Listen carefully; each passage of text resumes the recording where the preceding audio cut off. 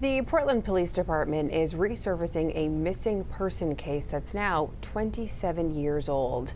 Margaret Trevanian was reported missing by her husband on this day back in 1996. Police at the time said it was as if she had just fallen off the face of the earth. She was 65 years old, left without her medication, which means she would have been prone to confusion. Here's Susan Kimball with a report from that time.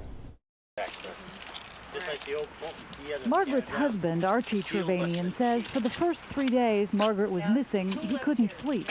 Now he says the shock is wearing off and the worry setting in.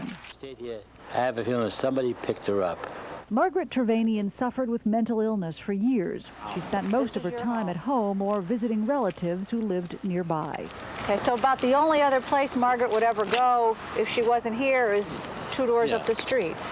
Police say she has wandered away from home before, but this time is different. When you look at the background of this woman, she should have turned up by now. And again, whether she turned up safe or, God forbid, she turned up dead, she should have turned up. Margaret Trevanian was last seen here at her home on Cedar Street at about 4 o'clock in the morning on March 17th, when her son came home and looked in on her before going to bed. 4 hours later, when her husband woke up, Margaret was gone. We crisscrossed this town back and forth. I look, my children look, a lot of our friends look.